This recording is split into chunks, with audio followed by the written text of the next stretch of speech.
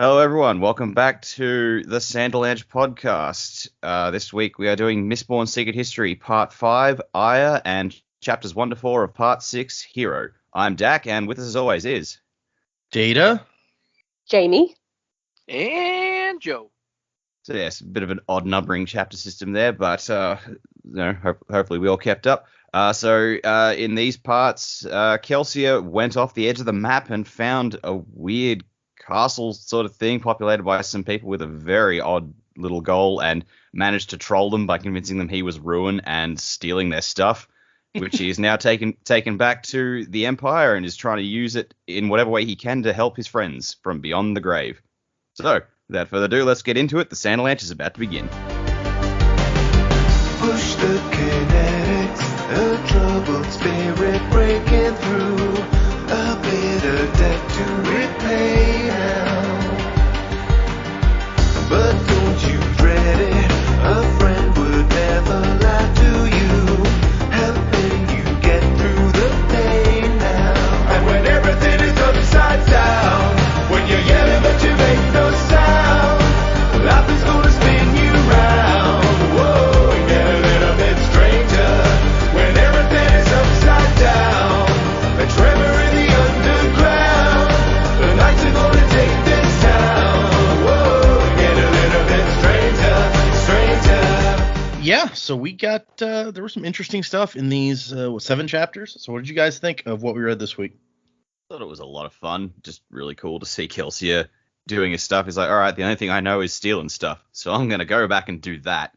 And yeah, he was skulking around the castle, like using his new ghosty sort of form to sink into the walls and stuff. I thought that was really cool. And yeah, the bit where he actually holds up the group, does his whole little ruin act and winds up stealing everything from them. I thought that was just brilliantly executed. Like, man, he's dead and he's just like struggling to make sense of his surroundings, but he's still got it.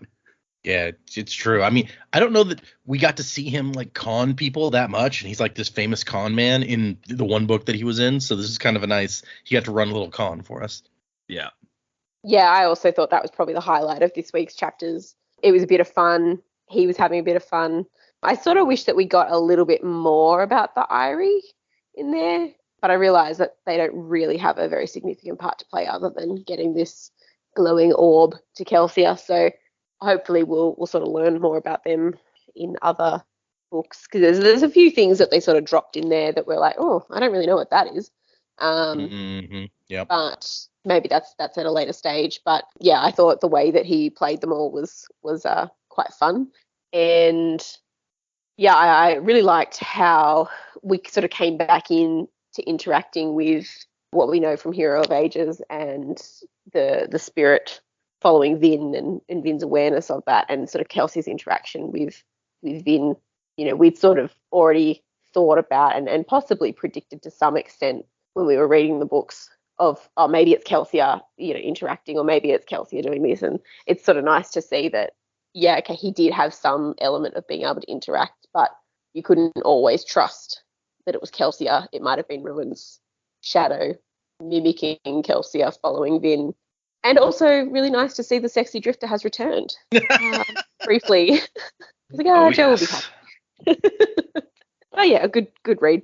Nice to always get a little bit of extra information behind the scenes. So yeah, fun.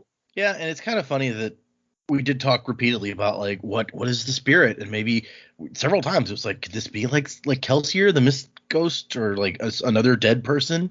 And most of the time, no, it's not. But we get like this one time here where it's like, oh, it kind of was this one time for a little bit at least. Yeah, so it's kind of I think least that part of it. Yeah, like when it was the drifter, and I think that was the part of the story we came back into. That was when she was trying to find Hoyd, and then thought better of it or something. Yep. Because it wasn't really Hoyd, so drifter was Hoyd. Yeah. Yep. Yeah. So, and that was a big one that I think we spoke about in the book too. So, yeah, like there's another Alamancer, and it's nice to see that Vin could sense something, but, she couldn't tell it apart, which, gosh, she did pretty well to keep herself sane as much as she did, right. With all of this stuff being played around her and just having no idea who's manipulating her at any particular time. It's just, yeah, wow, how confusing. So this first section, man, I was kind of tripping balls the whole time. It was very confusing to me. Weird, like ethereal stuff, and then these like weird wizards. I was like, what have we stepped into? It almost seemed like a completely different style of book.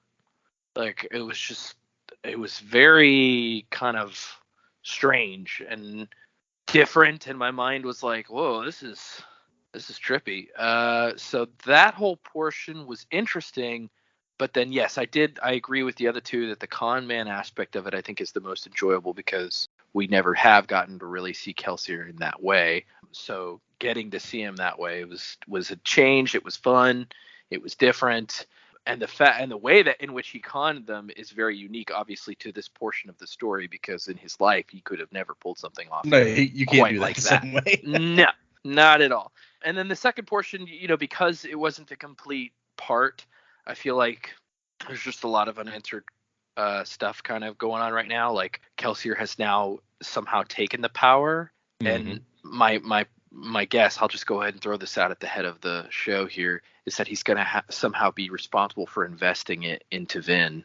He's going to find a way to push it into her when she's confronted after she loses her earring, and then again when she's in Luthadel. So yeah, that's what I'm guessing. That's what I'm looking forward to. So I'm excited to finish it up. Well, it's kind of funny because Jamie theorized last week that it's like maybe like he'll have something to do with the power in between the time that Preservation dies and Vin gets it, and then sure enough, next set of chapters. Go me. Yay. No, I mean, it makes sense that someone, whether it was Kelsier or not, it's like someone had to take up that for a little while, because what would Ruin do with the power? Like, he would just destroy it, presumably, if other shards have died in the past, like what happened to their power as well. So it's, we've got enough sort of time between Preservation's passing and Vin taking up the power of Preservation that something had to be there to hold it together. And it's quite clear that he doesn't really have a handle on any of it. But he hasn't been groomed to do that like Vin has. So, right. Even though she struggles obviously at the beginning, but she does manage to hold it together a little bit, enough to destroy Ruin. But yeah, it was nice to sort of see that, okay, yep, that logically does make sense. Something does hold it together. And yeah, it'll be cool to see what happens when the time comes for Vin to take the power as well. Yeah, we must be getting pretty close. We only have 5 chapters left. So, well, plus an epilogue, I guess. So, not much time for it. Okay, I guess let's get into these. This chapter starts out that he's just, man, I kind of hoped that the sun would come back after I got away from where Ruin was, but there's not even a sun out here. So I think we're kind of drifting into that space between worlds at this point, where I was talking about last time, where this interplanetary distances are much smaller out here in the cognitive realm, but apparently they're still kind of weird. And he finds a jungle out on the ocean, which is like, okay. And there's a cool detail about how he can like see the souls of fish or other like sea creatures floating around. Yeah, this is very just oh man, this is going to be like bright, colorful LSD sort of visuals if they ever adapt this part to the movie. And he navigates he can feel like his world pulling on him, like pulling him back. And so he's like, okay, if I go directly outward from that, maybe I'll find what I'm looking for. And it takes a while. I feel like it takes him like days or weeks still to get out to where he eventually does find. He's like, he sees a light out there. And then it's just a great line where he's like, sneaking is way easier when you don't technically have a body. He can just like shove himself into the ground and like scoot up next to the thing that he finds, which is. It is cool to see him like interact so, I guess, confidently now in that space. Because before it was like he's trying to pick things up and do things, but he's really got a handle on how to navigate and what he can and can't interact with. It was pretty cool. Yeah, and I guess that mostly happened like in that section that we didn't see, where he started picking up all the different things that he had in his little backpack. I guess we didn't need to see all that necessarily. We already felt like the running went on a little bit longer than it needed to. So, But he finds a fortress crafted of white stone that is kind of glowing because there's light pulsing from it. And he's like, I don't recognize, it doesn't flicker like it's fire. So is it limelight? Someone's discovered electricity out here. Or something, yeah. Yeah, that's what I was kind of expecting too. I was like, advancement in technology, eh? But at the back of the building, he finds an enormous glowing cord as thick as a large tree trunk that pulses with power the same shade as the walls and runs off into the distance. So it's like this fortress has an extension cord that's plugged in somewhere far away. There's guards walking around, and he shoves himself into the ground so that just like the top of his head is showing, and scoots up close so that he can get a good look. He's just humming the Jaws theme as he goes. Right, I would be. Or the thing from Clerks where it's like sharks in the salsa. But when he touches the glowy stone, he can't go through it like he can other walls. And in addition to that, he gets this like glimpse at another place, a place that he can tell is far away, that has green plants and such. And he's like, oh, whoa. It says these weren't stones, but the spirits of stones, like his spirit of a fire. They'd been brought here and constructed into a building. Suddenly he didn't feel so clever at having found himself a staff and a sack. Which, yeah, this is advanced cognitive realm technology compared to your I found a fire and I can tie it to the end of a stick. Yeah, this is where it gets like really trippy. You're just like, wait, what? The stones, like the very stones of the walls themselves have memories, and then he can like squeeze his fingers in there. Yeah. Well, I guess the stones have a purpose somewhere else, and their souls remember their purpose, and yeah, but they're still a soul, so you can still jam your fingers in a little bit. I don't know. I mean, we're talking about folding up a campfire, Right. So there's some element of not behaving exactly like they would behave Stuff is in weird. the real world. It's Yeah. just, but yeah, he's like, he can see this other world that he's impressed. He's like, oh, they have green plants and a blue sky, just like Mira always talked about. It's another planet that didn't suffer the same fate as ours. I wonder, Jimmy makes an interesting point. Like, these stones, I guess, are stones somewhere else. So are they in the form of a fortress back where they live? Did you have to assemble the souls of the stones in just the same order when you showed up here? Interesting. I don't know. That's deep, man. Souls of stones. It sounds philosophical, but I don't know what you can make out of it. I got nothing. The name of stone.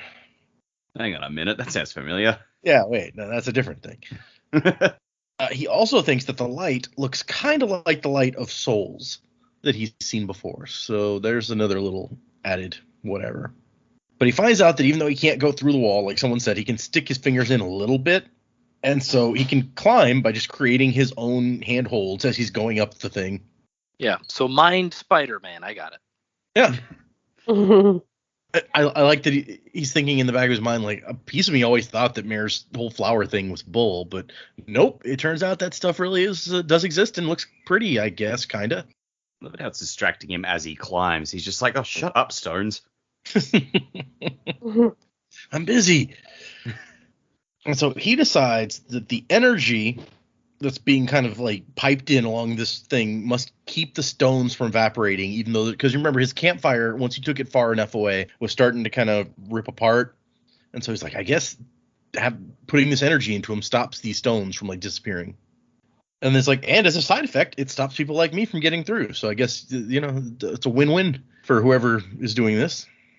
But he manages to climb in a window and kind of is walking through some halls.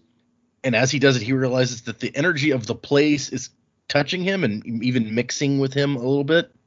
And in a few moments, he starts to think of the place with green plants as if it looked normal. But on the plus side, this energy mixing with him, he hears some people talking, and the language seems strange. But after a moment, he starts to be able to understand it. He's like, yes, they speak the language of the place these stones and the power came from. So somehow being suffused with this power helps him understand what they're saying. Okay. Yeah, right. It's just like, all right, if you say so. Yep. Go along with that. We're in the freaky thought realm where the stones can think. And they know how to speak. So that just makes me wonder, can the trees in this realm think? Was Quan right all along? Quan has been right all along, exactly. Although he keeps saying when he's going through the plants and stuff that it's not like they're not like the spirits of plants. They're actually plants growing here somehow. Yeah. So I guess maybe it's not the same. I don't know. But the guards are reporting to some people saying that they're pretty sure they saw something. Another guard's like, well, how would a Threnodite have made it all the way here? It defies reason, I tell you. Kelsier's listening. He's like, I don't even know if they can harm me, but it's probably best not to find out. So if they're here, probably they have something cooked up to defend themselves from people like you, one would think. Although apparently people like him are not super common, so Still, why risk it? yeah. And so a group of guards, he follows them to this room where a large yellow gemstone the size of his fist is glowing even brighter than the walls, surrounded by a lattice of metal.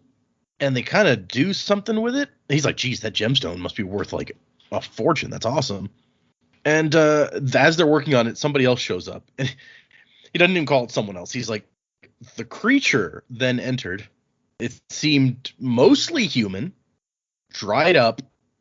The woman had puckered lips, a bald scalp, and strange silvery dark skin. She glowed faintly with the same blue-white light as the walls. Yeah, it's weird, man. The first thing that came to my mind, the first thing that came to my mind was an Inquisitor, because he said that creature, or the creature. And the second thing I was like, is this a drow? Are there elves now? I'm confused. Huh. Silvery dark skin doesn't sound like, like black like a drow, but I can see, I can see like the similarities, yeah.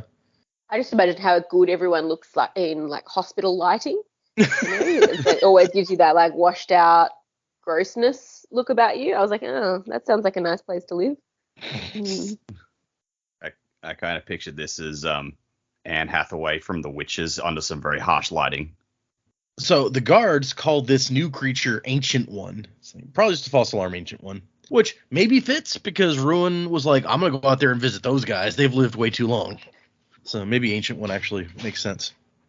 But somebody saw Kelsier rock up to the wall, kind of test it, and then leave. And he's like, oh, geez, I was not as stealthy as I thought, I guess. And the ancient creature, which it says it's pretty much human, but I guess he's used to things that are pretty much human, but not quite, like Inquisitors. So he's just like, nah, this is some sort of thing. I don't know. But she is like, well, my foresight doesn't seem so foolish now, does it, Captain? The powers of Threnody wish to join the main stage. Engage the device. Which is just very sinister. You're making it sound a lot more diabolical than it did in my head. Engage the device. It's just like, wait, what? Well, Kelsier's immediate feeling, he's like, whatever that does, it's probably not good for me. I should leave. Yeah, uh-oh. Oh, dear. But then it turns out it does nothing to him, at least. So, and the captain's like, see, there you go. Nobody from Threnody is within a day's march of here. False alarm. And I love how determined this guy is that it's a false alarm. When one of his guards, he's not just like, I think I saw something. He's like, I saw a dude walk up, touch the wall, get pushed back by the wall, and then leave. Like, this is not a maybe I saw something situation, but it seems like maybe he doesn't trust his guards that well. He says, I don't doubt your foresight, Ancient One, but I do trust my forces on the Threnodite border. There are no shadows here. Which, if you remember, is also what Naz called Kelsier. He's like, you don't just decide to become a shadow. Yep. So he is, I guess, a shadow if the definition of that is a guy walking around in the mind realm. Mm-hmm. The Shadow Realm. Ooh. Yeah, exactly. Grandpa. And then this douchebag who plays with bugs threw my Exodia cards off the ship. That's why you don't let anyone touch your Exodia cards. I mean, come on. Yeah, But that dude, rookie straight right up, there. like, I would have murdered that kid. I push you off the boat now. Okay. Yeah, exactly. Man overboard. You can Oh, come back no. when you find my cards. Yeah. In the ocean, he's like, Exodia, obliterate! And then, like, Exodia pops up. Oh my gosh. Okay, but the person says maybe the guard was wrong about it. There was someone, but the guard was wrong about it being a cognitive shadow, which is all capitalized. So I guess there's some more information. And then weird, freaky lady is like, I have to go speak with the rest of the Irie. Keep thinking of it as Aya instead of Irie. So if I mispronounce that at any point, sorry. It's really easy when you look at it. Like, that's how it would be pronounced. That's how I would be saying it if the first time we'd heard it, it hadn't been spelled like Eyree or however you spell the other version of Irie. Yeah. And then somebody explains to him, no, it's actually spelled like this. Yeah, I remember the conversation, but I keep forgetting about it whenever I read the word. I have to do a double take and go back to it, so. Yeah, that makes sense. And Kelsier, as she says the word, he gets a sense of the meaning of the word Irie. It meant age, and he suddenly had an impression of a strange symbol made from 4 dots and some lines that curved like ripples in a river. So, weird, trippy stuff going on. Yeah, and I was trying to visualize that symbol, but I feel like the description is not good enough. Like, It where is are the not four good enough dots by in itself, yeah. correlation to the wavy lines? Like, I don't. Yeah. The impression I get is whenever we get to whichever book is that's all relevant to, that'll be like the little symbol next to the chapter headings, like with the circles and spikes were for this trilogy. Interesting. Oh, yeah, that's a cool idea. Yeah, Yeah, the way he's saying that, it's not. it does not happen. Yeah. Just remember these descriptions of people and symbols and things. They might come into play at some point. Who knows? In a couple of years when we finally get to those books, there it is. And I like Kelsier decides on the spot. Okay, new plan. Follow the weird lady giving orders. Which, yeah, that makes sense. And so he follows her around until she meets up with a whole group of weird creatures. And he's totally Dark City. Man, I still have to see that. You keep coming back to Dark City. I'm like, man, I gotta watch this. It's an excellent movie. In fact, I was reading, it's like, because it is like the Matrix before the Matrix was a thing, to the point where the Matrix reused sets from Dark City. Okay, that's funny. But I like that Kelsier's back out on the side of the building, like Spider-Manning up to the little slit window so he can peek in and find out what they're doing in here. Yeah. The beings all have that same silvery skin, but two were a shade darker than the rest. Difficult to distinguish among individuals because everyone was pretty much bald and wore the same robes with hoods. So they all have white hooded robes. So it's not quite like Jedi, but maybe a little bit. I don't know. It's silver embroidery around the cuffs. They're very fancy.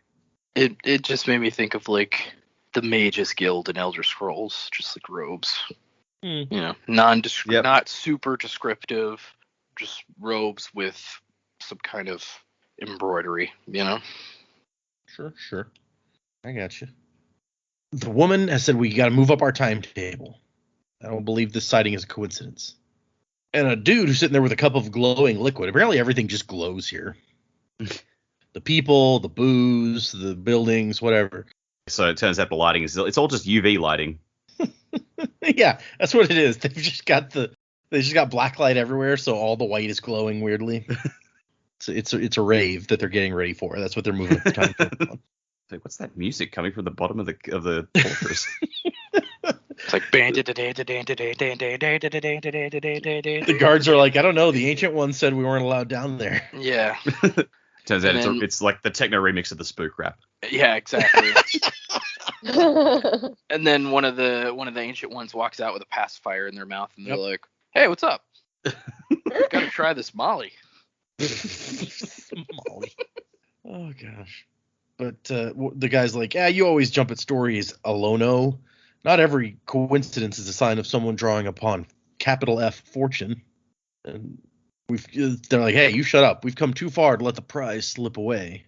And so they have a plan to, once preservation dies, they're going to get a hold of the shard's power somehow. They're like, but what if that was somebody working for Ruin who's figured out where we are and has figured out our plan? Which apparently it's not that hard to come out here and figure out y'all's plan because Kelsier did it in like 5 minutes. You guys are not very good at guarding. Yeah. It's just an entire race of the Riddler. People who think they're way better than they actually are. Yeah, right. We are so smart you don't even know. But we weren't ready for the survivor of Hathsin. So they plan. They keep saying stuff like one of us ascending to preservation, but it seems pretty clear who's in charge here and is planning on becoming a shard. And he remembers preservation telling Kelsier that he can't hold the power because he's not connected enough to preservation. And he could even see his own, like the little lines going from him to Ruin because he's like more connected to Ruin than preservation. Kelsier's not big on preserving things other than his own skin. We're moving forward. Devotion protect us. We move forward. That is them name dropping one of the shards that Chris mentioned when Kelsier met up with her. So it's like, yeah, I don't know if Fortune is one of the shards, but Devotion definitely is. So this is making me think of like my theory. These are some cults who are all trying to steal Shard's powers. So like I think they could possibly have already done it to Devotion. Maybe, but Alono's like, you won't need Devotion. You're gonna have me. Oh, good. The shards are fighting again, or at least the wannabe shards are. Right. And they're like, okay, let's go to the vault. And I love the little the thing that Kelsier goes through. He's like about how vaults are tough I don't even know if that's the very next bit. Maybe I'm skipping a little bit, but he has a whole thing about how like taking stuff out of a vault, like vaults are really well protected. So that's not how he's going to do it. He's just going to wait until they take it out. You can't keep a thing in the vault forever. Also, freakishly, I forgot where he's like, the window is a tiny, like a little arrow slit kind of window, and he kind of squeezes himself through it because he's a spirit guy. Think thin, think thin, think thin. Yeah. Yeah, it reminds me of the end of that X-Files episode where the guy's like gonna squeeze himself through the food slot. Yep, I remember that episode. Then it's freaky then too. And I like once they're all out of the room and they've gone to the vault or whatever, he's like he gets in there and just starts like rummaging. He's like found some bottles of wine, some gemstones left in a drawer. It's like he has to rob them. And he even finds a book of sketches filled with strange symbols like the one he had visualized. And he's like, there's weird stuff that he doesn't understand in there. Words like Adonalsium, connection, realmatic theory. But at the end is the big prize where it's like sketches of this arcane device in the shape of a sphere. If you break it, you absorb the power within, which will briefly connect you to capital C to preservation, like the lines he had seen in space, in the space between moments. So that was their plan. They get there when preservation's about to die. They use this ball power thing to artificially connect themselves to preservation for long enough to get his power and ascend. And so now he knows what he needs to steal. Yeah, and they also seem to drink. Maybe this orb is just the concentrated version of what they're drinking, because they also seem to drink stuff that makes them glow. Similarly to how Kelsier is going to glow when he smashes this on himself. So I'm wondering if like somehow they're bottling like mist power or preservation power, like something that could attune, like it's some kind of liquid that allows them to attune to the power in some way. Maybe. And maybe that's what's keeping them alive for so long. They're being preserved like unnaturally through the use of this like juice. Good old preservation juice. This is a good vintage. I guess this makes sense if like preservation's losing it, that someone's collecting it. Like the power doesn't actually vanish. It's Yeah. just moves. There's just a guy. Yes. There's a guy following preservation around with a jug. Yeah, it's like when Snape dies and Harry gathers like his tear. It's like, give me that sweet, sweet memory juice. That's worse than knowledge nuggets. Yeah. Memory juice? Nah. Memory juice is way better. Agree to disagree. No, knowledge nuggets is the food. Memory juice is the drink. It's a whole meal. Yeah, it's like ambrosia and nectar in like Hercules' legendary journeys. It's it's the food of the gods. Oh my gosh. There's a shirt. Knowledge nuggets versus memory juice. Oh my gosh. Breakfast of shards. I was totally noting down like random T-shirt ideas Wait. in case I Don't want to skip over what Dak just said. The Say that breakfast of again, shards. Dak. Breakfast of shards. Yeah, that's genius right there. It's like the shirt could say knowledge nuggets and preservation juice ... breakfast of or memory juice ... breakfast of shards. Oh my gosh. Whatever it was. He's like, it was something. Just put it on there.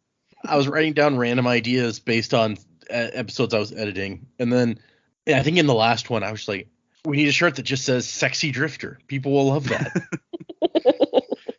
That doesn't even need an explanation. Somebody sees you wearing that shirt, they don't know. They don't need to know it's from a podcast. Yeah. They're like, oh, you're a sexy drifter, huh?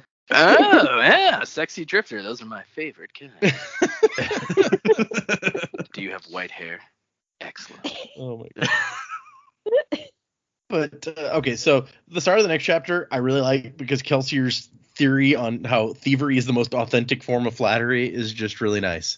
It's like, what's better than knowing that something you have is so great that other people want to take it away from you?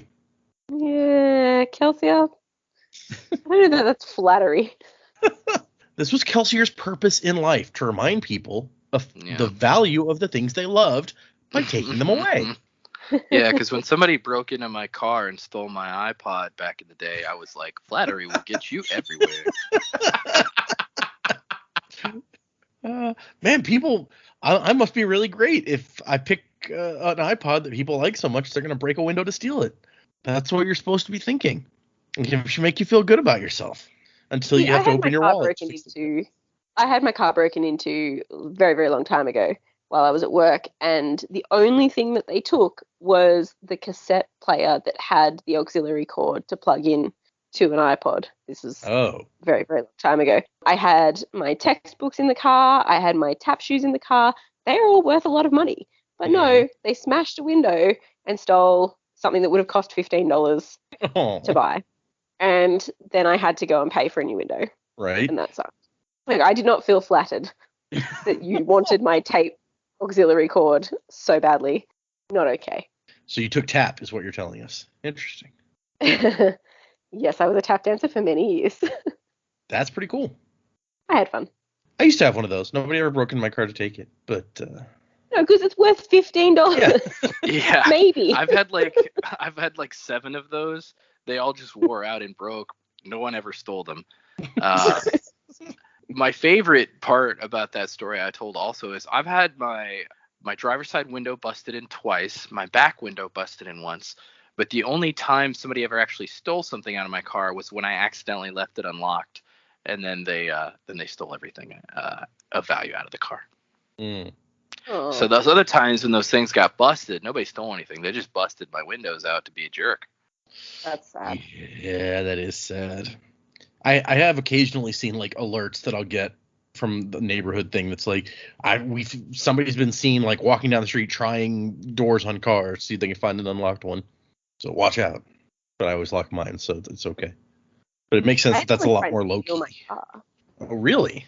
Yeah, the same car park actually. So I don't work there anymore and I don't park there anymore. But they broke in again while I was at work one night. And my car had an immobilizer on it, but they tried so hard to hot wire it and remove it. They actually managed to break my steering so that you could only steer in one direction. No. But it was the opposite direction to which you would need to get down to the bottom of the car park. And when the tow truck came to take my car away, they couldn't actually bring the tow truck to the top of the car park where I was. So we had to break the steering into the opposite direction so you could actually get down the ramp to get to the tow truck. It was a good car. It was a sad end. That's no good. No. No. They didn't steal anything, though. No, just destroy your steering column. My car. Yeah. That's like, coincidentally, my car that got broken into so many times was nicknamed Sheila because it was a big silver car. It made me think of the tank. Yep. How many pedals did it have? Just 2. Okay. Wow. Why are there 6 pedals when there's only 4 directions? Anyway, so this is the part that I was thinking about where he's like, it'd be almost impossible to get down to like this vault buried in the depths of the fortress. They'd have guards, locks, traps, and arcane devices that he couldn't plan for or expect. Sneaking in and robbing the vault would test his skills to their utmost, and even then he was likely to fail. So he decided not to try. Because the thing about vaults is you can't realistically leave most things in them forever. Eventually, you have to use the thing that you're guarding. And as long as they're not going to wait 50 years to pull out this whatever it is from the vault, then waiting is probably the smartest thing he could do.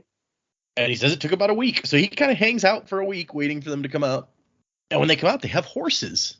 He's like, oh, well, I wasn't expecting that. But okay. Doesn't really give him any trouble, though, because they're not moving that quickly in this terrain. And he can run all day and night without getting tired. He has discovered firsthand. So not a big deal. 5 of the guys, the weird guys, and 15 soldiers. And all of the ancients are dressed in the same robe with the same little bags on each horse. So he deduces that these are decoys. In case they get attacked, no one will know who has the real ball thing. But Kelsier's not worried about that because he knows from watching them that this one lady is not going to let anyone else hold on to the thing because she plans on becoming a shard with it. So she's certain to have the real one. And when he has time to sneak in there and look at stuff, he's right. And I love him teaching us about theft. He's like, there's basically 3 types of thievery. The first one is a knife to the throat and a whispered threat.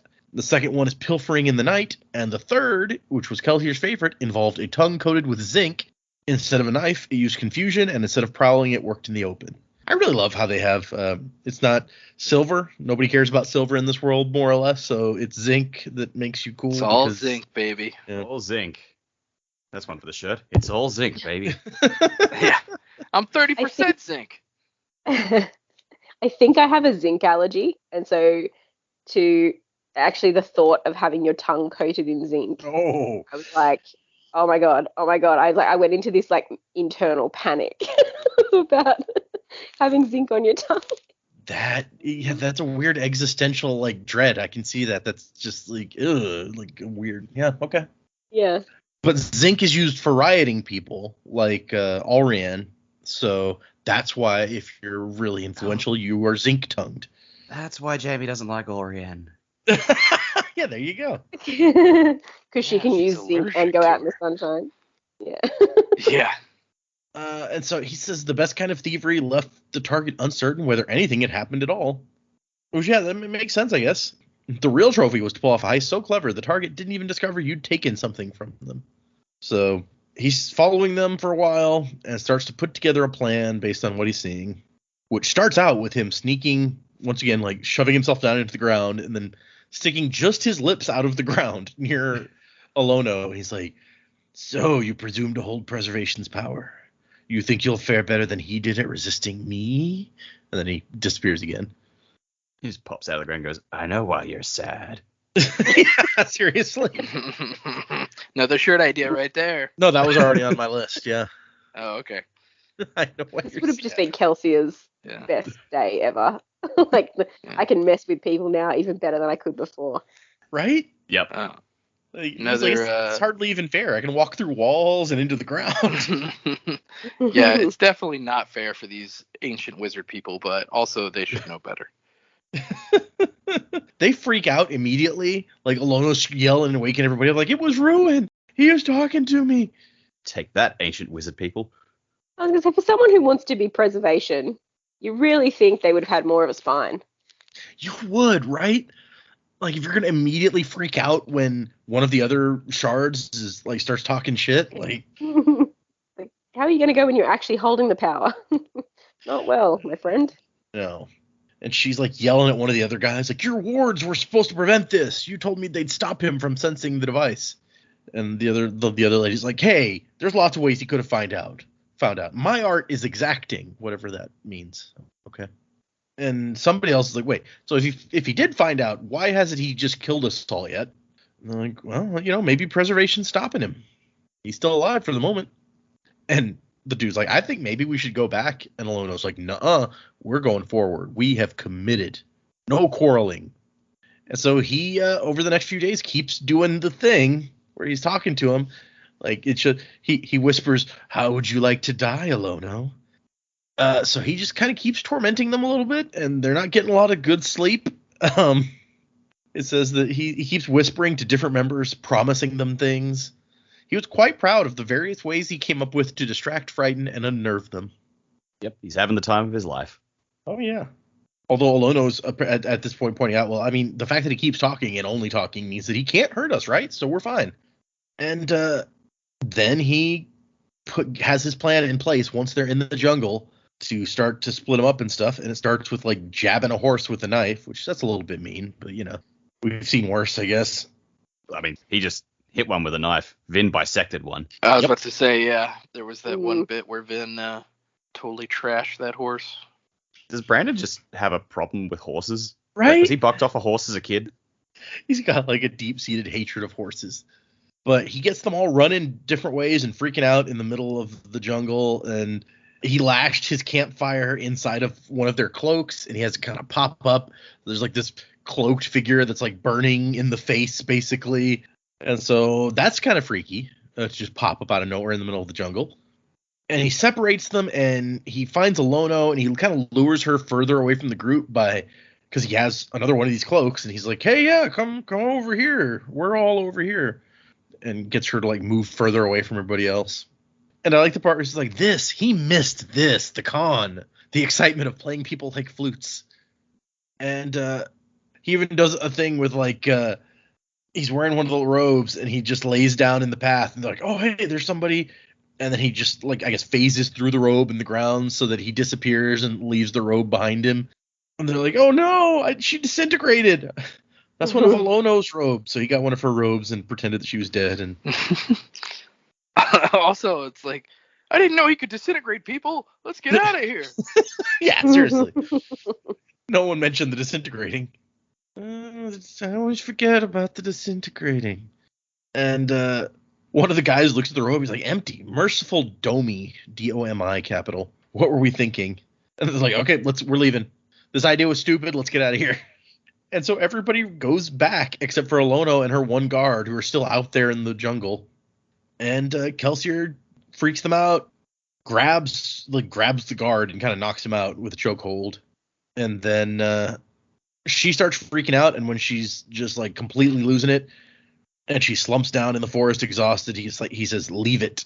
And she's terrified and he tells her to leave it again. And so she pulls out the orb. It's like, here you go. And he tells her to leave, walk. And she's like, I could serve you, vessel. No, go. Just leave. This lady is a little bit craven. Probably good that she didn't end up with the preservation power. I'm just saying. Yeah, she was wouldn't have all made talk. Yeah. Ruin would have kicked her to the curb. Right. Also, why are we rooting for Ruin all of a sudden against this person? This is how bad this person sucks. Like, I'm just kind of like, man, I even want Ruin to kick the hell out of her. I mean, I don't know that we're on Ruin's side here, but we just know the reality of the situation. Yeah. Oh, I'm on his side. Okay, I don't know that anyone else except Joe is on Ruin's side. Joe's like, I remember we got Idris Elba for this part, so I'm all about it. Go Ruin. Oh yeah, I love Idris Elba. Talk about a sexy drifter. That's who he can play. See, there you go. Does anyone Yeah, not I love guess. Idris Elba? That's a good No, point. Well, never. you know what? I hate Idris Elba's character in The Office, but every other thing he's in is just fantastic. That's fair. I never watched The Office much, so I didn't see him in that. But I like that Kelsier, he's like, hopefully they're all, once she makes it back, they'll all just assume that Ruin beat them, and no one will ever know I was involved. This is great. It was the most fun he'd had in ages, and that's the end of part 5, Irie. Part 5, Kelsier's best day ever. Right? Yeah. Just like all the Kelsier bits where he's having fun talking to people and messing with people, or just make this short story so delightful to me. I say all the Kelsier bits as if there's much in here that does not involve Kelsier, but well, he's not sitting around by himself in a well, like pouting. So we got part 6, Hero, where Kelsier is running back. He ran all the way to the ocean, and now he has to come all the way back. He finds a city that seems to have just slid into the ocean. He's like, I don't know how that worked, but okay. And the world has gotten a lot worse since he left, not all that long ago. But what he does notice is when people start dying, preservation is no longer there to greet them. And one woman sees him, and she's like, the Lord Ruler. And he's like, no, but close. What's happening? And she just says, it's ending, all ending, and disappears. I like that he says close. Like, I don't know what you're trying to say there, Kelsier, but... Well, it's funny because around about this time, Ellen said the same thing. Like, when he saved that village from the Koloss. He's like, are you Lord Ruler? It's like, yeah, whatever. Oh, yeah. But as he's running, he hears Preservation's voice whispering, like, no, not that way. We aren't there. So tired. Fadrex, come to Fadrex. You're close. So he's like, oh, hey, I've been to Fadrex City. Okay. And this is kind of one of the first places he found that seems alive. There's plenty of people. The city's not destroyed or abandoned. But unfortunately, Ruin is also focusing on this place. So, and Kelsey's trying to tell him, I found something. I took it from those creatures you mentioned, the Irie. And he's like, can this help you somehow? And Preservation's like, no, that can't help. The power is hers, but Ruin has her, Kelsier. I can't give it. And Preservation leads him to a small square clogged with souls, glowing brightly. Was one of these Vin? No, these were all beggars.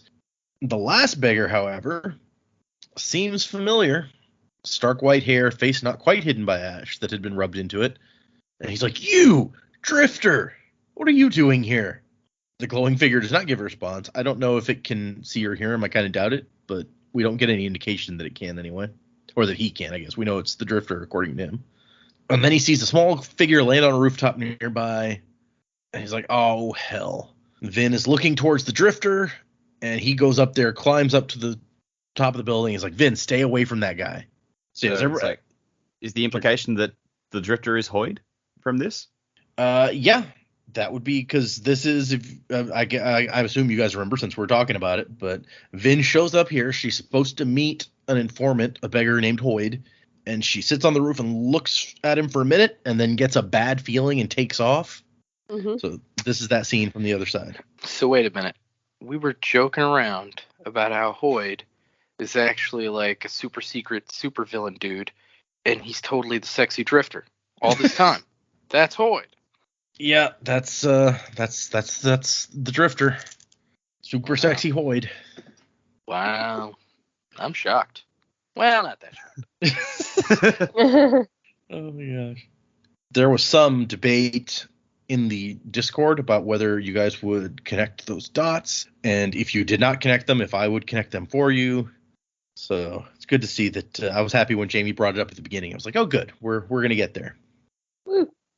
Somebody was like, well, he told them about how that guy was in the second book, and somebody else was like, well, yeah, but that's because there's absolutely no way from reading the books to figure that out. Like that is not knowledge you can discern from just reading the books. And so there's a big debate about whether that is something that I would tell you guys if you couldn't figure it out on your own. It was funny. Oh, Discord people, have faith in us. And so when we know from Vin's perspective that what happens is she comes here and she's like, I just get a bad feeling, and I've learned to trust my instincts like when something's like this, so she takes off. From Kelsier's perspective, he's like, Vin, listen, that guy's bad. Don't go over there. And she kind of cocks her head, and then she leaves. And he's like, holy crap, did she hear me? And so he's like, maybe I can talk to her. And she starts, allomancy leaping away, and he starts, it says, tossing himself carelessly from buildings. He doesn't have allomancy, but he was light and could fall without getting hurt, so, why not? And so back to the Hero of Ages, this is Vin jumping around, and she's feeling something following her. And he picks up on that. As he's following, he can tell from the way Vin is acting that she has detected that something is pursuing her, like an enemy allomancer. Vin thinks, and this is one of the main sections of the book that make her think that Yeoman has his own Mistborn, which comes into play later. And this is kind of where that starts, is Kelsier chasing her, and she sort of detects like this mist spirit. So I don't know if he's actually being a mist spirit, or if she doesn't see a mist spirit until in a minute, because Ruin kind of takes over the chase with a mist spirit looking dude. But Kelsier has inadvertently convinced her that Yeoman has a Mistborn who is working for him, or that Yeoman possibly is a Mistborn, which is just, that fact is like further built up when they figure out that he can burn Adium, and they're like, oh, well, obviously he's the Mistborn then. So good job, Kelsier, helping draw all the wrong conclusions, but what can you do? And so at some point, something descended around him, a blackness of shredding spikes, of spider leg scratches in the air, and Ruin is back. And he's like, hey, Kelsier, how did I not see you there earlier? That's crazy. And he can see Vin chasing a creature of black mist, pulsing a similar rhythm, a decoy, so he sees that she's being let off. Like he did before, Kelsier thinks, imitating Fuzz to trick Vin. So yeah, he's pretended to be a mist spirit before, we know, so. Where have you been, Kelsier? He's like, oh, around. Thought I'd see the sights, find out what death has to offer. And Ruin's like, oh, yeah, So you visited the Eyrie and got turned away, I assume. Yeah, I could guess that much. Why'd you come back? I thought you were going to run. So Ruin is very smug, but not as smart as he thinks he is. Well, it's obviously an area he actually can't reach or can't see. Right. He's mentioned that they've been out there too long, but he can't really do anything about it at the moment. So this is, I guess, just more evidence that he actually doesn't know what's going on out there. And Ruin tells him that his part is done. You did what I needed you to. And Kelsier's like, wait a second, my part? And Kelsier has not yet figured out that Ruin's like, yeah, the 11th medal. Did you think that was a coincidence that you randomly came across some weird secret thing that no one had heard of that would let you kill an immortal emperor? Come on. That practically fell in your lap.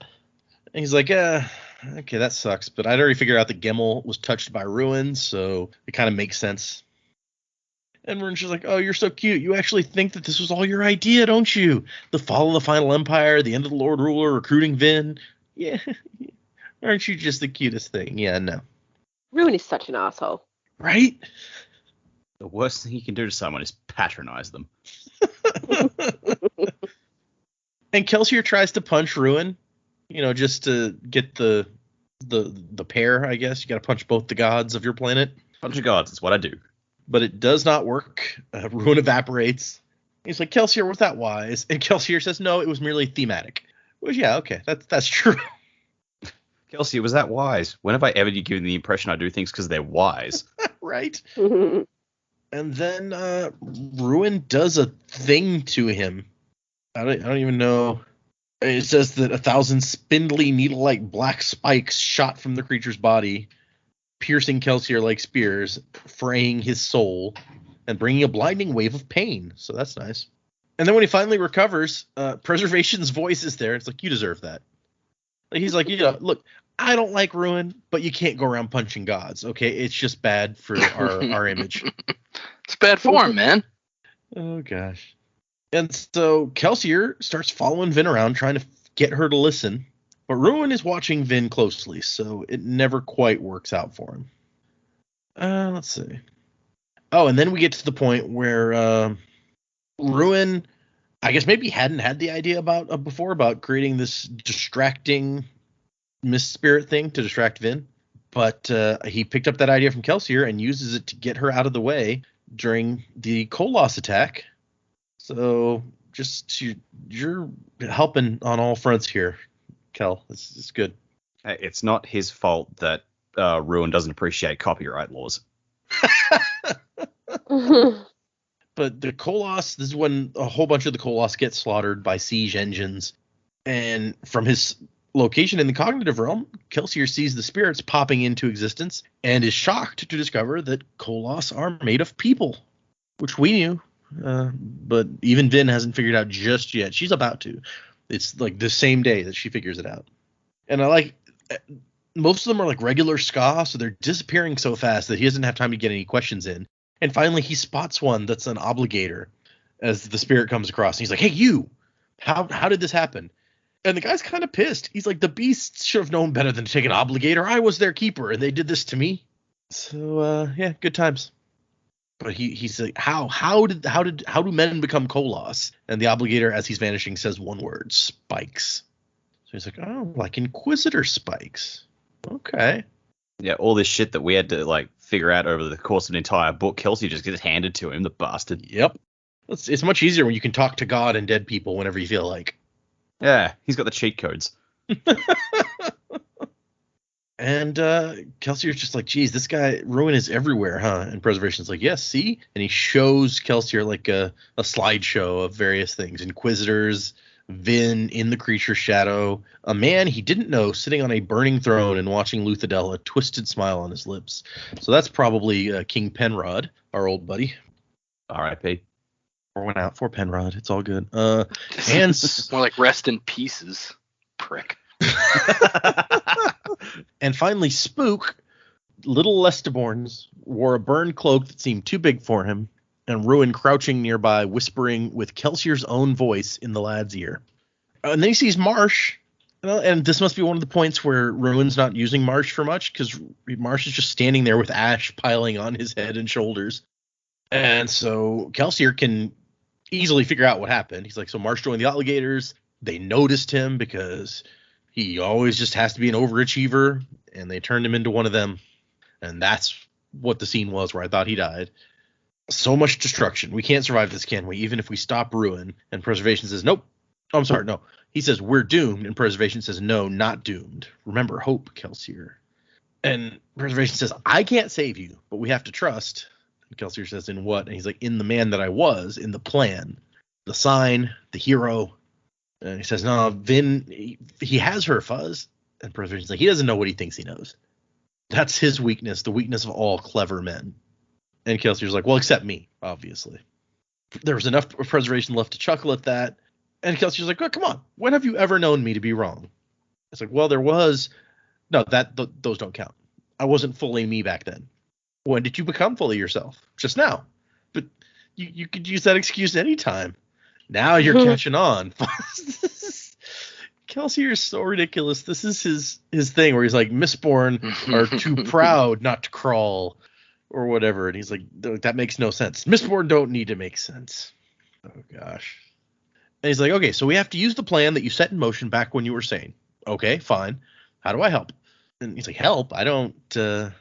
No, be decisive, bold. A good crew leader is always sure of himself, even when he isn't. Especially when he isn't. That doesn't make sense. I'm dead. I don't need to make sense anymore. See, it's just, he never changes. But he puts Fuzz in charge. He's like, okay, you're a crew leader now. And he's like, what, me? It's like, yeah, I mean, you're a god, right? So that should count for something, I guess. Fuzz is like, thank you for finally acknowledging that. Okay.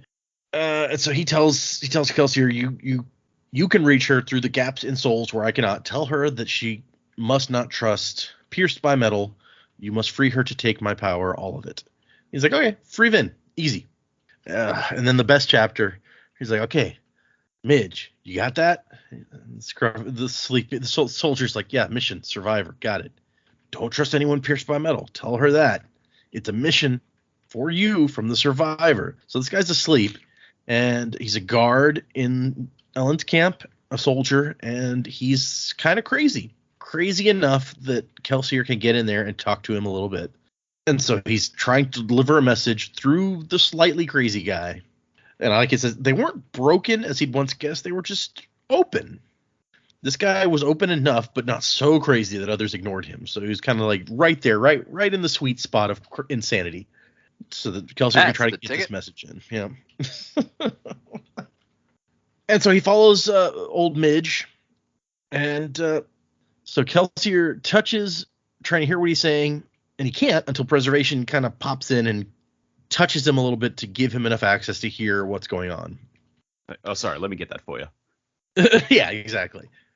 Plug in your headphones here. There you go. And Midge says, that's right. Yeah, he talked to me. He said I'm special. Said we shouldn't trust none of you. I'm holy and you just ain't.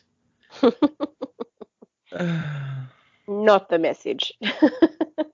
That's totally what Kelsier said. It went downhill from there, and a brawl ends up starting based on this, which we find out in a couple paragraphs. This is when Damu gets punched in a brawl, and a guy gets executed for punching Damu, if you recall. So Kelsier really is helping out. Kelsier, getting people killed by accident. Yeah. But I think this is also what triggers Damu, like Ellen, to send that group away, or at least part of it. So maybe in the long run, that was good, because if they had not been there at the end to burn up all the adium, then things would not have turned out. It's true. But I like when Ruin shows up and Kelsier's like, careful, you'll get you on my shirt. And Ruin's like, I was worried about leaving you alone, but you help me even when I'm not here. This is awesome. I just keep singing the same damn song. But I like when Damu gets punched, Ruin's like, nice. And Kelsier's like, needs more follow through. You really need to commit to a punch. Just critiquing. Yeah, okay. And Kelsier's like, where is Vin anyway? Because Midge was supposed to be delivering this message to Vin, but this is, we know, after she's been captured. So Ruin's like, oh, her? Yeah, no, I have her. And Kelsier says, where? And he's like, away, where I can keep her in hand. Good job wasting time on the madman. Oh, gosh. And Kelsier thinks, I absolutely hate that man. Deep down, no more impressive than Preservation was. Hell, Kelsier thought, I'm better at this god stuff than they are. At least he'd inspired people. I guess he's found out about the church somewhere along the way. Well, I mean, that was part of that was his whole plan, to get revered and worshipped. I guess he's just like, oh wow, they kept going with that even years later. Cool. So eventually, Kelsier decides that this is where Ruin is focused, so he's not going to do any good here. Maybe I can find someone else, Sazed or Marsh, someone that is not as directly under Ruin's gaze as this camp. And so he takes off that very hour. And the last chapter of the section, Kelsier was nowhere in particular when God finally died. So he can feel it, feel what's happening. He's like, Fuzz, Preservation. And the voice is like, Kelsier, goodbye. After all these years appearing for others as they died, I never expected that my own passing would be so cold and lonely. He's like, I'm here for you. Sad. I know, isn't it so sad? He's tried so hard to comfort people as they go.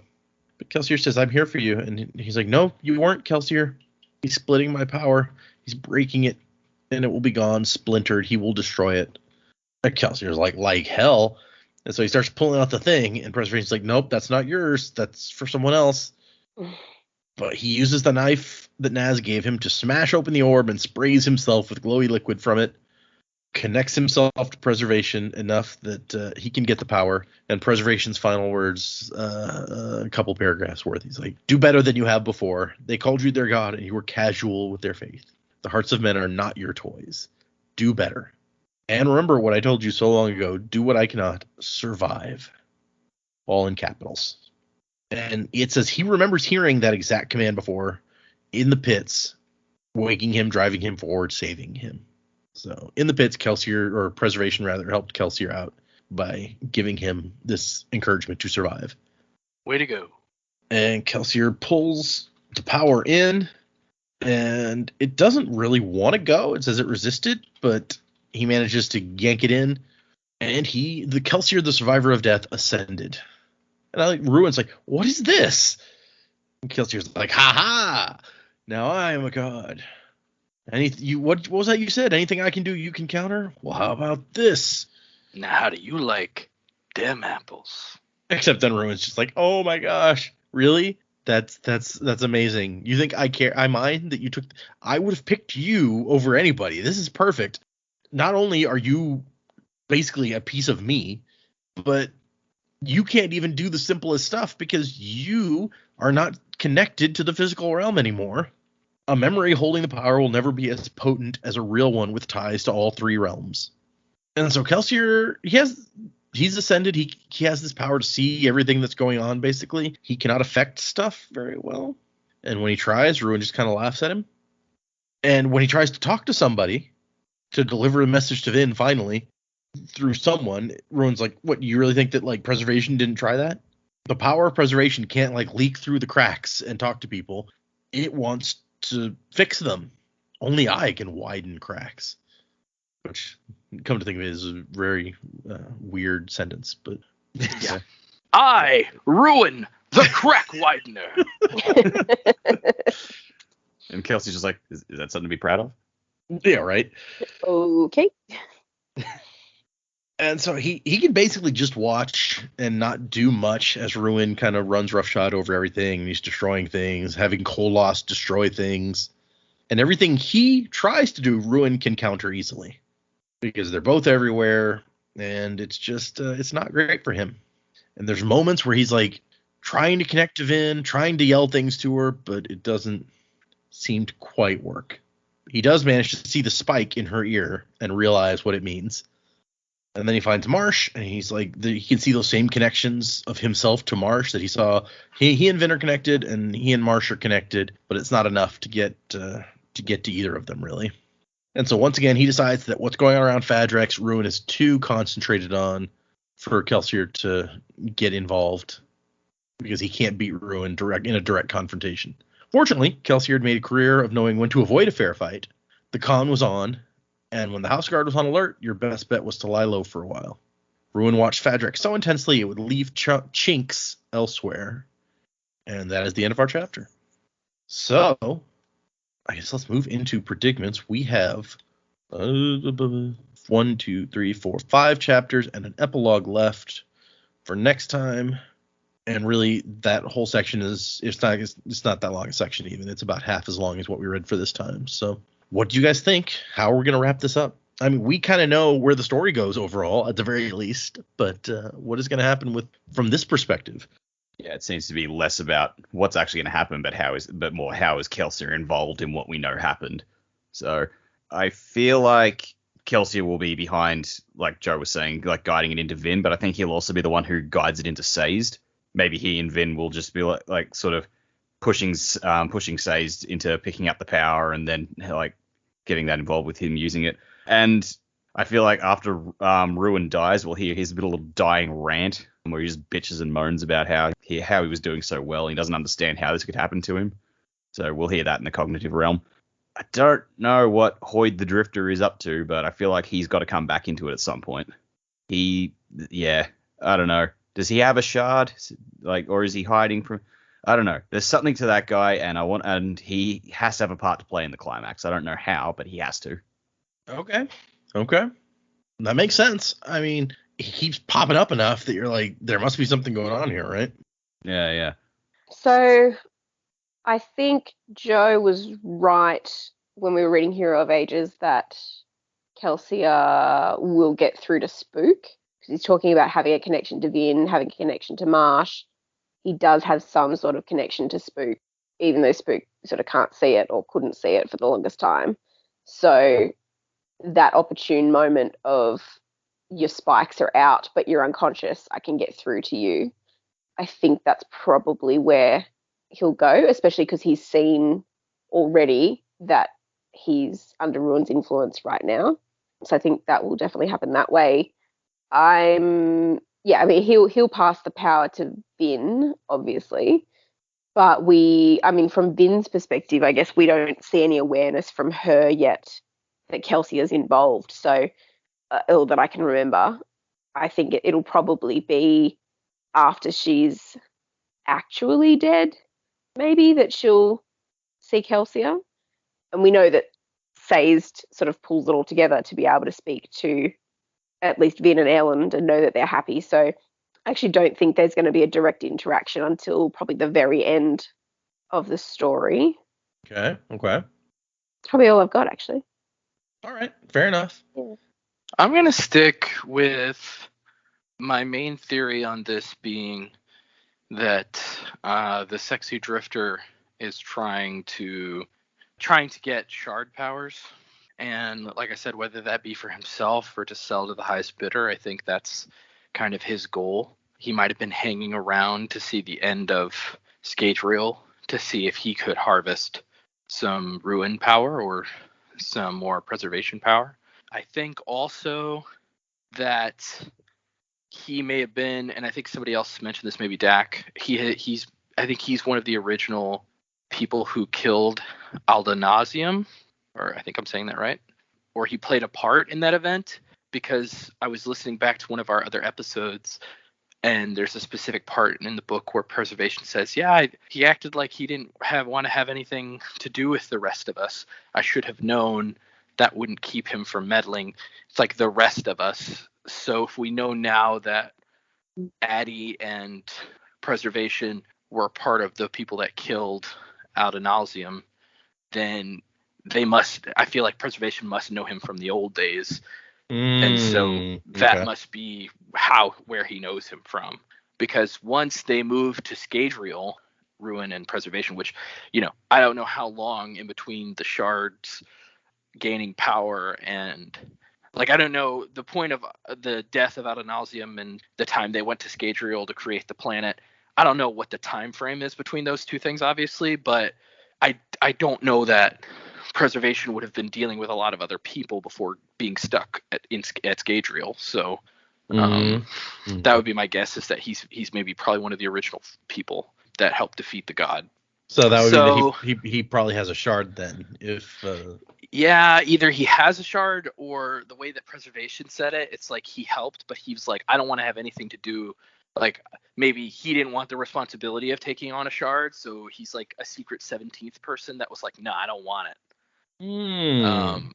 Or if the shard split into 16 pieces because there were 16 people, or if the shard split into 16 pieces and then 16 of the people who defeated the god took the power, like, I don't know which one it is. Yeah. So it's possible there were others that had a hand in destroying the god that are not one of the shard bearers. So, and now, of course, we know that shards can be killed and the shard power can be moved around and stuff. So who knows how many of the original 16 are even left at this point. Right. But yeah, so I think I'm going to stick with that. I think that's a more interesting story to me, which is why I'm going to stick with it. Just sounds a lot more interesting that way.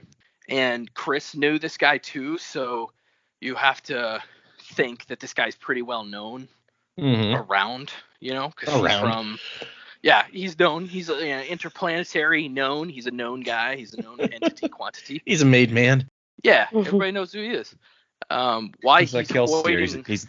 He's the thief that everyone knows. Yeah, exactly. Why he's hoiding around on Scadrial, I don't really get, but maybe again that's to get his hands on different pieces of shard power to use for his own ends or to sell. So that's my main overarching theory. I don't know that we'll see the fruition of that at the end of Secret History here. It'd be cool if we did, but as far as what's going to happen next, I think what I said earlier in the episode about Kelsier figuring out a way to invest, like he being the one to figure out a way to invest the power into Vin.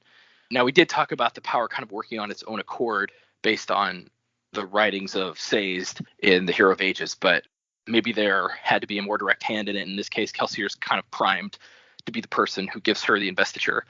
So I think we'll see that. I'm hoping that we'll see some dialogue between Sazed and Kelsier and Vin and Elend when they transition over to the mind realm. I hope we'll see that, and also I hope like Kelsier is still going to be tied to. I mean, I assume Kelsier is still going to be tied to the power of preservation, which is what's keeping him around in that realm. So maybe once Sazed takes the power, he'll just get to kind of be around with Sazed, hanging out. And hopefully Sazed can figure out a way to maybe like reunite him with Mare and Dox and all his old crew members that have died. That'd be cool too. Yeah, for him actually get to see them. Okay, so when you were talking about it, I had to go back and find the exact wording from that section that you were talking about. So when Kelsier is stuck in the well, after his encounter with the Drifter, Fuzz shows up and Kelsier says he stole something, I think, from the other side of the room, a bit of metal. And it says, "Ah," Fuzz said softly, "I had thought when he rejected the rest of us, he would stop interfering.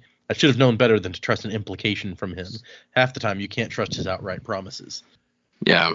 So when he rejected the rest of us, so I mean, that to me would mean the shard bearers, in my opinion. But yeah. Yeah, that makes sense based on what we're seeing.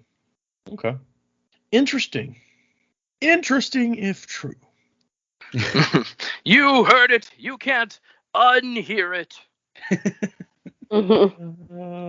That's one of my favorite lines that I've used regularly in real life. Because you watched it, you can't unwatch it. Yep. Oh gosh. Okay, everyone. For next time, we're gonna finish Secret History, which will be, let's see, chapters 5, 6, 7, 8, 9 of part 6, and then the epilogue. In addition, we're going to read the short story. Well, it's not even really a short story. It's like a piece of a story that Brandon never actually published and like read at a con one time, but it fits really well right here. So this is when we're going to do it. It is called The Traveler, and like I said, we might do a little play thing. There's 2 characters in it, and then the I don't know what the narration, the third person omniscient going on. So we have 3 people. You guys can each pick a character, and the third person can be reading the descriptions and such. Maybe that'll be a fun way to do it. So I don't know how I'm gonna. I'll for everyone else, I will post a link to the website where you can find it when this goes up next week or whatever. Well, when this episode goes up, I'll include a link. For you guys, I'll probably take the actual text, and I don't know if it's only like 700 words. It's not that long. I'll paste it into our chat, or I don't know. I'll figure out some way to get it to you so that you can actually read it. But that is what we are doing for next time. In the meantime, we have some emails and some reviews that we're going to go over. Not that. That is an email from my broker. I don't need to read that. The first email is from Justin, and it says, responding to Secret History Part 2. Hello there, Sanderlanche crew. My name's Justin, longtime listener, first-time emailer, etc., etc. Even though my vote was on the other side of when to read Secret History, I'm hugely enjoying these episodes. The peek behind the curtain is a lot of fun to listen to everyone puzzle through. It seems like this episode is the perfect one for me to email you about. A, you mentioned Animorphs, and I'm an absolute fanatic about the series. Big shout-outs to Dak for the Cryak reference. Is that how it's pronounced? I always thought it was Crayak. I have no idea. I've never read it before, so I'm just going off of what Crayak. Okay, sure, why not? Yeah. My favorite was the guy who turned into the Hawk for a long time, and then he became an alien. Tobias. Yeah, Tobias. All right. If you say so. He also says, you mentioned Sanderson audiobooks, which I absolutely love. Kramer and Reading are top-notch narrators. There's a scene in Bands of Mourning in particular where Kramer does some fancy accent work that blew my mind. Contrary to some others, I'm not as much a fan of the graphic audios as the single narrator books. I love full cast dramatizations. I produce a fan-made one for Animorphs, but I think the graphic audio's acting talent isn't quite as good as Kramer and Reading. Okay, cool. Now you guys may need to go out and find this dramatization of Animorphs, you Animorphs fans. Wow, yeah, this guy's not joking. He likes the Animorphs a lot. Right? Yeah. Hey, drop a link or something into the email. I might check that out. Also, you mentioned the interplanetary trade going through the pits. I'm assuming you got that tidbit from the Arcanum database. That was actually my question at the Chicago signing, so I'm super excited to hear you mention it. Oh, well, see, there you go. Nice. Yeah. To Data, I'm surprised you did not mention the Drifter's identity, but then I went back and realized that it's revealed in part 6 when Kelsier pushes Vin away from meeting Hoyd. So looking forward to that discussion. Well, see, there you go. We just had that discussion. It works out. Yeah, we sure did. Wasn't to the time of next, Justin. Thank you, Justin. The next email is from Ivar. And Ivar says, hello, Sanderlanche crew. My name's Ivar, and I'm from Iceland. Yes, Sanderlanche has reached the Northern Hemisphere. Cool. I guess Dak and Jamie are in the Southern Hemisphere. I was thinking, I'm in the Northern Hemisphere. What's it? Yeah. But yeah, Like, okay. we're Half both of us in are the not. Northern Hemisphere. Yeah, that's fair. Okay. Maybe he thinks Texas is so south that we're in the Southern Hemisphere. Could be. I'm a big fantasy reader, but none of my friends are, so I was very happy when the podcast platform blew up. It's kind of like being in a book club. I got turned on to Sanderson while finishing the Wheel of Time series. After a little research, I decided to start my Cosmere journey with Mistborn and started searching for a spoiler-free podcast about Mistborn. The Sanderlanche was the first one I tried, and I'm super happy I did. Thank you. I'm glad that you are experiencing these things for the first time, too. That's pretty fun. When I started, you guys were finishing Well of Ascension, so I started listening as I read, and now I'm almost caught up, close enough to the end of Hero of Ages, just finishing episode 55. Like many others before me, I'm amazed at some of your predictions. I also love the balance between educated predictions and crazy fun, sometimes hopeful theories from Dak, Jamie, and Joe. On that note, I think Elend actually is the Hero of Ages. Dana, I think that's me, also does a great job guiding the conversation, dropping hints here and there without spoiling. I definitely let Dana dictate the order I go through the Cosmere. Anyway, thank you guys for doing the podcast. I hosted a podcast once and know how time-consuming it can be. Wasn't to the time of next, Ivar. Oh man, he's in for quite a surprise when he gets to the end of the episode of the book. Yep. Ellen was one of my contenders, but yeah, it's well, you have to let us know, even though you won't hear this until way after that, like what you thought when you get to the end and find out that who it really is. I could have been a contender. Also, funnily enough, this is not the first time that somebody posted in the Discord that they started listening on YouTube because you can listen at like 1.5 speed, so it goes much faster. But apparently, the way that I say data at 1.5 speed sounds like Dana. Oh. So it's like I didn't. Yeah. The person in Discord was like, I didn't know that he was called Data until I got joined the Discord. So let's clear it up right now, okay? I'm gonna say it super slow, so even if they're going at 1.5 speed, they'll hear it. Okay, here we go. Data. Morbo forgot to read his teleprompter. He doesn't know how you pronounce the letter. Looks like a little man with a hat. That's T. It goes to. Hello, little man. I will destroy you! Oh my gosh. I think my favorite Morbo joke is when he's with his wife and she's trying to fix his clothing. He's like, stop it, I will destroy you. Yep, I do that in real life frequently also. Just like, stop it, I will destroy you. Oh, fun. Morbo's the best. Windmills do not work that way. Oh, yeah. Morbo. So those two were our emails for this week. We also have 2 reviews that we're going to go over. 2 5-star reviews on Apple Podcasts. The first one is from Interojack. And Interojack says, great companion to the books. Only wish I'd found them before finishing The Final Empire. That's the end of the review. Okay. Not a lot to work with there. But let me make you... I just like the name. The name Interojack. Yeah. Cool. Yeah, you know what? You're a tin eye, sir. There you go. Congratulations on getting. I'm gonna keep calling it. Congratulations on getting jumped into the Misting crew. Jumped in. Yeah, send me your address and I'll come to your house. Have certificates printed. Yeah, exactly. But you only get the certificate if I can beat you up. There you go. Oh my gosh. The second review this week is from the Blue Priest, who is someone who I'm pretty sure has emailed us, but who I've seen a lot in the Discord. So they have been a fan for a while. They've been a listener for a while. The title of this review is "Stole My Wife's New iPhone so I could make this review." It says, "I've been listening to your podcast for a long time. I've emailed you a few times under the moniker of the Blue Priest, and I've been annoyed that I don't have an iPhone to rate the podcast. When I bought my wife an iPhone, I knew I knew what the first thing I had to do was. I stole her phone so I could write this review.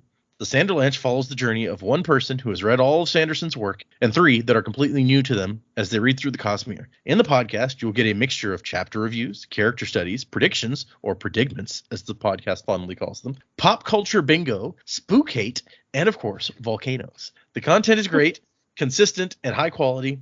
It is the highlight of every Monday for me. If you are a fan of Brandon's work or interested in reading them for the first time, I cannot recommend this podcast enough." Since you snagged that phone right out of your wife's hand to make this review, you, sir, are a lurcher. That totally works. Yep, I buy that. It's a lovely review. Yeah, that was a terrific review. If anybody else wants to it's fantastic. join the misting crew, you can leave us a 5-star review on Apple Podcasts. Or if you have another platform that accepts reviews and you want to, I don't get the feed for all of those, but if you want to send me like, hey, I left you guys a 5-star review here, I will totally put that on here too. Just like email us with a link to it.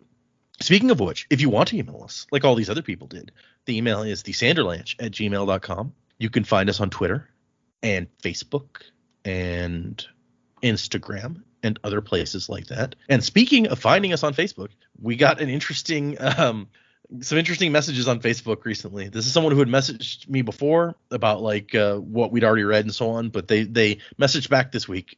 Mitch. What Mitch said is that he's disappointed by the distinct lack of Final Fantasy IX references so far in the show. Although I think we talked about like a couple of weeks ago some Final Fantasy IX stuff. Yeah, I think in one of our last episodes I made a Final Fantasy IX reference. That episode may not have been out when he sent the That's this message. true. That's true. You know, and let's be completely upfront about this. Final Fantasy IX is not one of my favorite ones. It's slightly ahead of 8 for me, and the only reason 8 is lower than 9 is because I played 8 way too many times. But 9 is just, I don't know, it's so, all the characters are, like, because in the previous installments, they'd gone to a more realistic look for the characters, and then this one takes a step back into, like, classic fantasy stuff, which is cool, but the aesthetic for me really wasn't what I was looking for in a Final Fantasy game. So, but that's personal preference. So I don't make a lot of Final Fantasy IX references, although I'm well versed in the game, just because not one of my favorites. Very fun to play if you're playing on double speed, though. When I got the port on Xbox, I played it on double speed, and it was a lot more enjoyable that way. Huh. I might try that, actually. Anyway, so I responded to the message saying, yeah, that's true. Final Fantasy doesn't get a whole lot of screen time. I wonder why that is. And Mitch responds, Joe is prejudiced? Prejudiced against that Final game. Fantasy IX, yeah, you know. Which he kind of explained. He's like, yeah, not my favorite. I agree that it's above 8. At least we can agree on that, but that's because I don't love 8. Yeah, the plot line in 8 is not the best. Well, a lot of stuff about it. I don't like half of the characters, at least, including the main character, who I'm just like, Squall, that guy. Don't care for the bad guys even. Like, there's really not a whole lot about that one that I like. Yeah, the only characters I really like in Final Fantasy IX are Vivi, Garnet / Dagger, and Steiner. I don't like the main character, probably because I don't like the thief class. So the fact that the main character is the thief, it's not for me. See, I don't mind that. So I don't have a problem with the main character in 9. Anyway, sorry, that was a fun random. Thanks, Mitch, for the messages on Facebook. But yes, you can contact us that way also. I sort of think, like, what a very odd thing to be like, why doesn't this ever get mentioned on the show? I think because I make so many Final Fantasy references, he's like, what about 9? Yeah, we get jokes about it being guess. a Final Fantasy podcast and stuff from other people. Yeah. So Well, Yeah, and to be fair, now that we're talking about it, I don't feel like I reference 8 almost ever. we've talked about it a couple times, I'm pretty sure. Yeah, maybe. I mean, the crossover in summons and stuff is very kin to 7. So I guess there's that as well.